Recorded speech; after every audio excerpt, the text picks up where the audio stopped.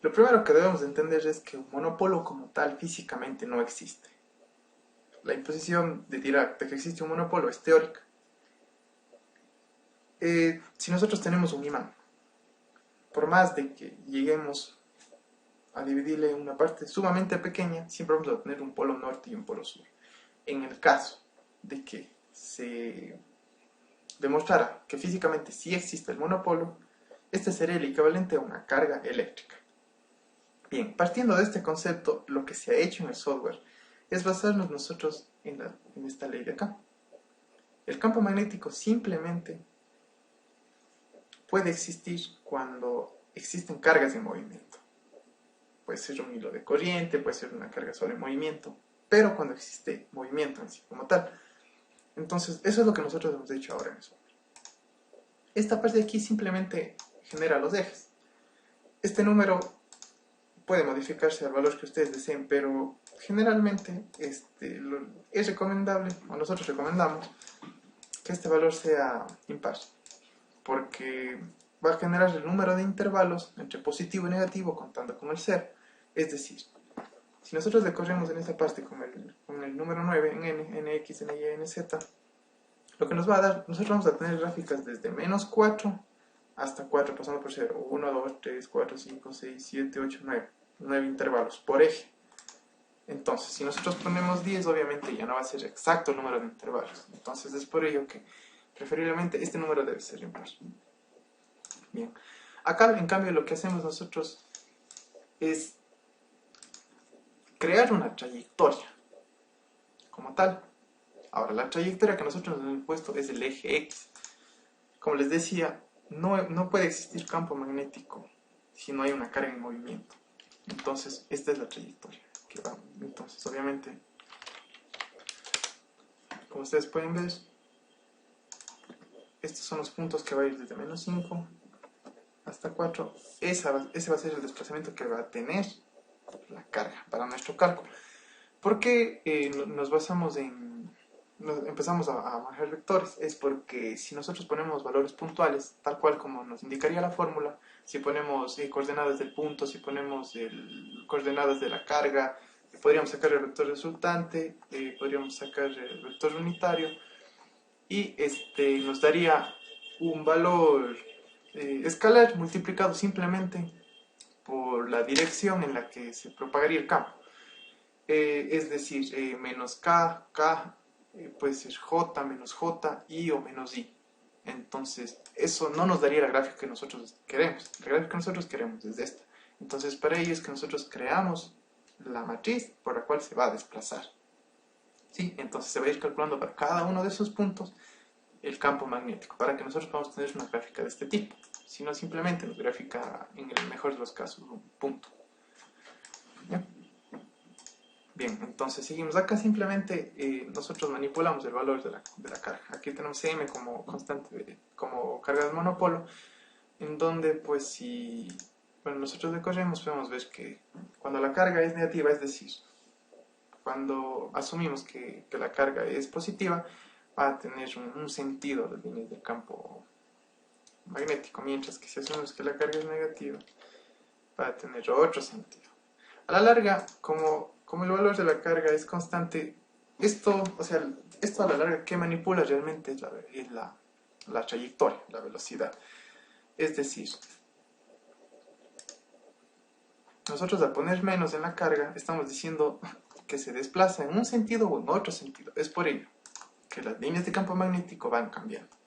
En el caso de nosotros tener ausencia de carga, simplemente no tendríamos líneas de campo magnético. Ahora podemos dejar en el valor que sea. Ya, es una constante, 4pi por 10 a la menos 7, que es la permeabilidad magnética. Ahora, como habíamos dicho, tiene que recorrer una trayectoria, pero como ustedes saben, las líneas de campo magnético son líneas cerradas, son líneas circulares, estas de aquí.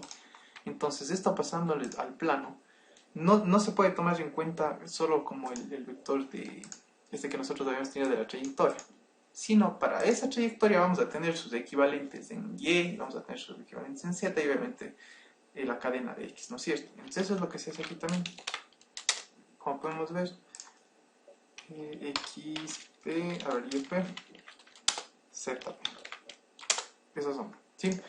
Y lo que hacemos es como crear un cubo de puntos distanciados 1 para que se pueda realmente ya graficar el campo como tal. Es decir, ahorita lo que nosotros tenemos es distanciado esto, 1, 2, 3, 4, 5, lo mismo para acá y lo mismo así para acá.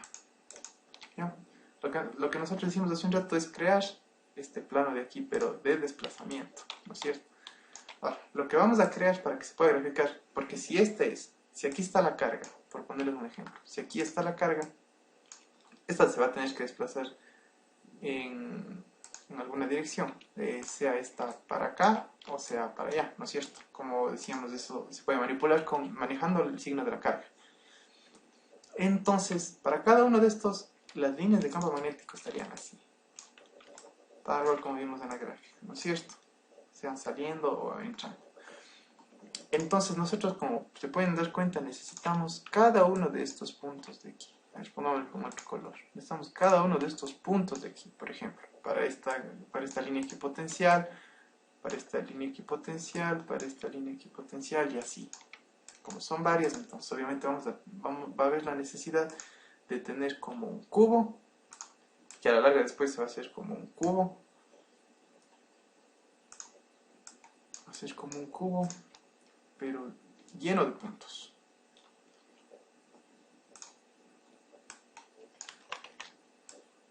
Algo así más o menos, para que tengan una idea.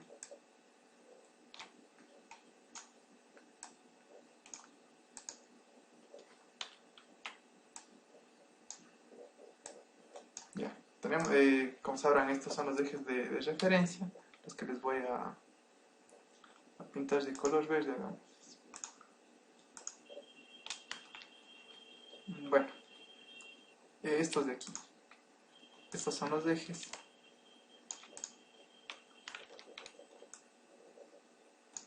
Estos de aquí van a ser los ejes. Y lo que nosotros graficaríamos, haríamos con estos vectores, es crear estos puntos para su correspondiente desplazamiento de la carga.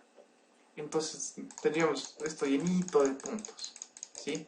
Tanto los puntos en X, vamos a tener así, XY, vamos a tener en este plano de acá, que sería el YZ, lo mismo en el de acá, que sería el ZX, y así mismo para sus correspondientes negativos, que sería para acá abajo, para acá y para acá. Eso es lo que se está haciendo. Entonces, si nosotros vemos aquí, ahí podemos ver, ¿no es cierto? Ahí podemos ver las matrices de cómo se van creando. Por intervalo y por plano. Entonces, esos serían los X, los Y y los Z. Ahora, como habíamos dicho, nosotros necesitamos también de un vector posición. Pero en este caso, nuestro vector posición obviamente es el punto, digamos, o sería, sí, el punto, o la diferencia entre la coordenada del punto menos la coordenada de la carga. Ese sería el vector posición. ¿Ya? Y hecho el vector unitario, simplemente sería esto dividido para la magnitud de P menos Q. ¿Ya? Entonces eso se hace aquí. Esto es lo que hacemos aquí, pero como les dije, no manejamos valores puntuales de valores escalares, sino va siempre regido a un valor de matriz o de vector. ¿Sí? Ya, acá como pueden ver, lo que estamos haciendo es el producto cruz este de aquí, que sería del vector que ya calculamos con este desplazamiento o trayectoria que habíamos creado también. Acá lo que hacemos es simplemente separar. Es a veces más conveniente porque muchas de las veces cuando se maneja todo, o sea, es decir, si nosotros no le hubiésemos separado el campo en Y, en campo en X y en campo en Z, nosotros tuviéramos una matriz quizás un valor multiplicado por una matriz que a veces puede ser un poco tedioso o un poco más complejo separar para ir graficando punto por punto. Entonces por eso que nosotros lo hemos separado así. ¿Sí? Entonces aquí tenemos ya el cálculo o las líneas, digamos, sí, los valores para cada punto de desplazamiento y cada punto entre plano. Ahora, el quiver es un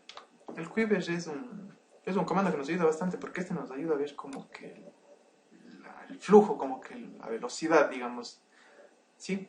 De cierto valor en ese punto.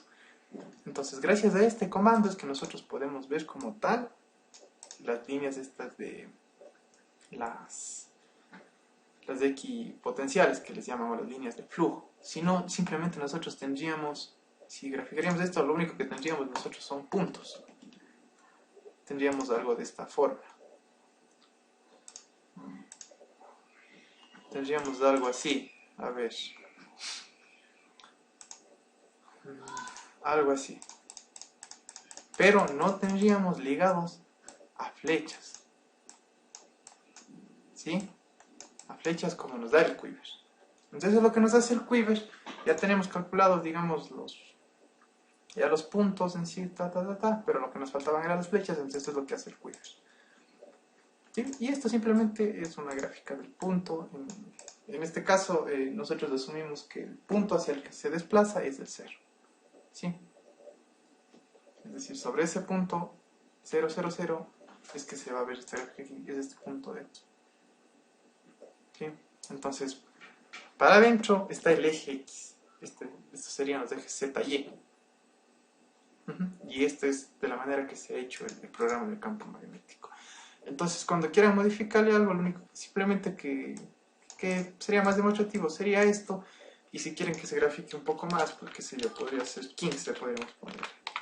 Entonces tendríamos desde 7 hasta menos 7 por eje.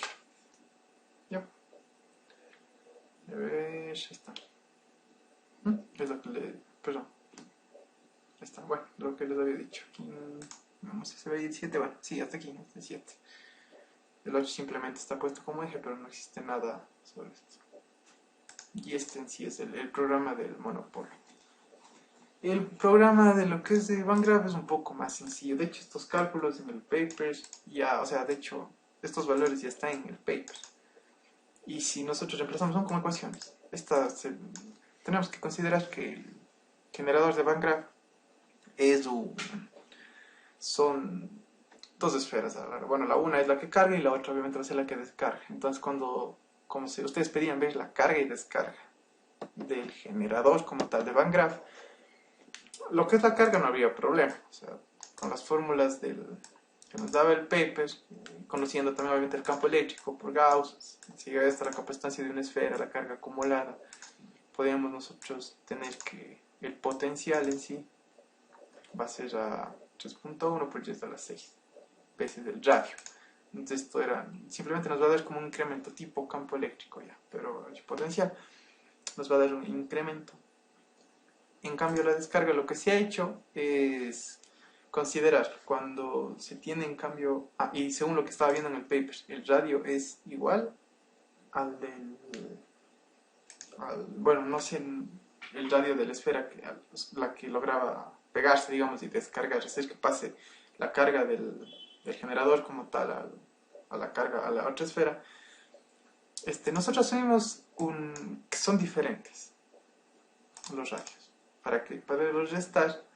¿Por qué restar? Porque va a llegar un punto en el que la carga, o para que le pases la carga del generador a la carga de acá, va a llegar un punto en que estas se van a igualar. Entonces la resta de las dos nos van a dar 0, ¿no es cierto? Entonces a la larga simplemente la resta de los dos potenciales con diferentes radios y nosotros tendríamos esta curva de carga y descarga. Esta es la carga y es justo este punto, que bueno, que aquí está en 1. El punto 1 es cuando empieza a ceder la carga, empieza, digamos, a ceder la carga el generador a otra esfera metálica. Entonces por ello que empieza a descargarse. Pero esta gráfica como tal es la gráfica del generador que ustedes nos pedían de carga y descarga. Y esto, bueno, no hay mayor. Sí realmente no hay mayor. ¿Cuál exigía más de el monopolio?